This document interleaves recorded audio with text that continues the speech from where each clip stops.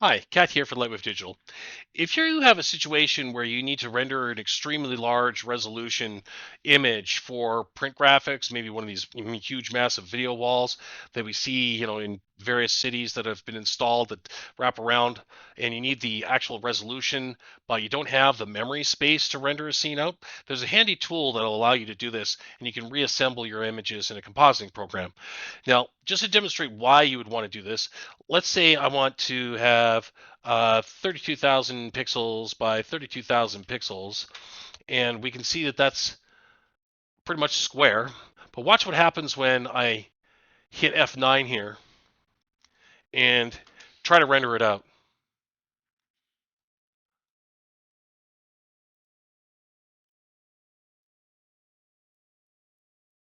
Right off the bat, we're going to see that the memory consumption just goes through the roof.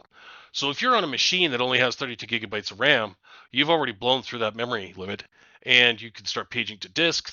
The system might try to drop images from the render process. It can cause all kinds of issues.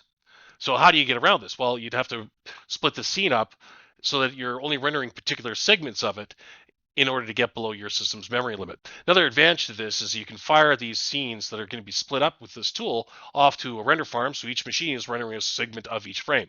So I don't need to worry about this rendering out. We've demonstrated how much RAM it's going to suck up, but we can see that it's just going to start there, and it's going to continue to fill in little spaces. This will take a very, very long time.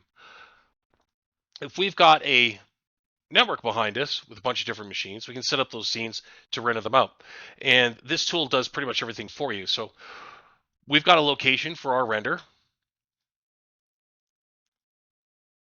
Okay, so it's going to go to the renders directory, and we're going to set up the tool.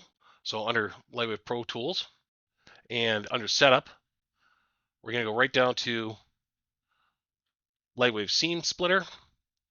Okay, and we're going to split this into 4 rows and 4 columns. We don't need any borders. We can select the camera that we want to render from. Very handy if you're doing surface baking stuff. You can use this. You can bake out a very, very large map of terrain or something like that, or a very large uh, image map that's going to be wrapped to a very high detailed piece of geometry for a game, whatever it might be. You've got a couple of other options here. You can do an overlap, so that's based in pixels. And then, of course, the output directory for the scenes to be saved to, so that you can drag them off to a network or render them through a render service, or just load them up individually and render them. Now, what this is going to do is it's going to set up limited region renders for each one of these columns.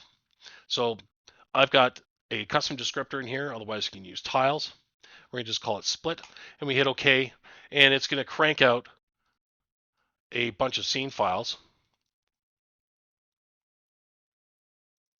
to the directory specified.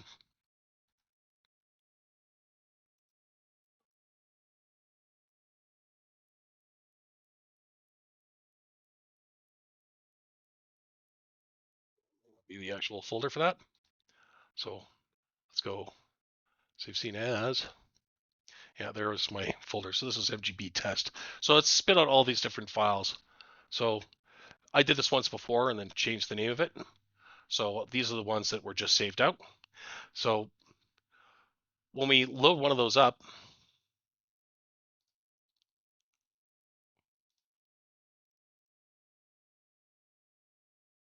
we can see what it's done. We notice that the resolution is still the same, but if we hit L twice, you'll see that the limited region render box comes up.